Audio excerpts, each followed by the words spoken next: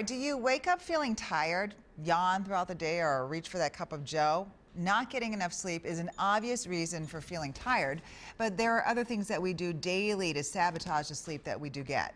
WCCO's Jennifer Mayerle found ways to wake up without the alarm clock. Feel your eyes flickering, getting heavy. It probably comes as no surprise a college senior is tired. I do feel sleepy in the day, and I mean that's really where the caffeine comes in when I'm starting to feel that tiredness. Alex Carr juggles class, homework, work, and gaming. It doesn't leave a lot of time for good old-fashioned sleep. I definitely stay up too late, especially on the weekends. It really drives me into the 2 and 3 a.m. nights. Researchers say what you do throughout the day impacts how restful your sleep is. So what a lot of people don't realize about sleep is that it is required for life. You literally die without enough sleep. It's on there with food, with air, with water. Dr. Roxanne Pritchard and Bertie Cunningham teamed up at the University of St. Thomas to create the Center for College Sleep. They're implementing solutions across campus, teaching students about how poor sleep can impact their GPAs. The same research applies to the rest of us. And life can just seem a little better when you're getting enough sleep. Caffeine is a big contributor. Caffeine is basically blocking our ability to know that we're tired. It's not giving us more energy, it's just suppressing our awareness of how tired we are. Dr. Pritchard says it's important to lay off the coffee or soda at least 6 hours before bed. It contributes more to light sleep, and it stops you from getting deep, restful, what's called slow wave sleep. Alcohol may make people feel drowsy, but it hurts in the sleep department. Maybe you get to sleep faster, but you have more awakenings during the night, even with a glass or two. Doctors recommend adults get 7 to 9 hours of sleep. That's 8 to 9 hours for young adults and teenagers. 5 to 6 hours a night is what most people get, and you can't make it up.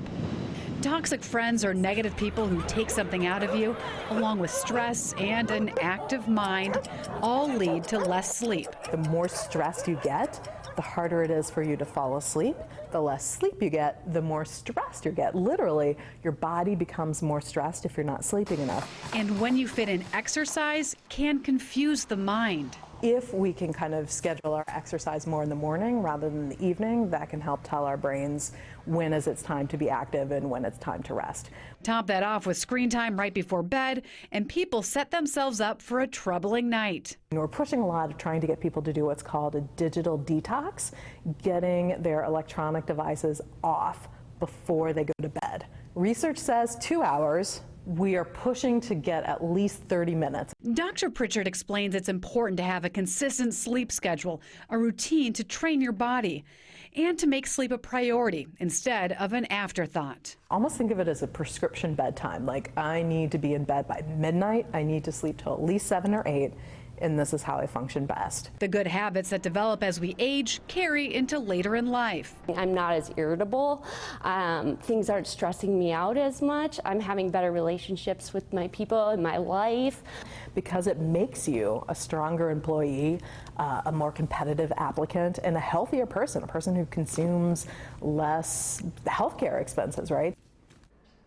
Other things that can contribute to tiredness or poor sleep include fatty foods making you feel sluggish throughout the day. Going to bed too full or hungry doesn't help. Dr. Pritchard says that bad sleep can also be a sign of other health problems like certain cancers, anxiety, depression, and dementia. You can get into a new rhythm in 2 to 3 weeks.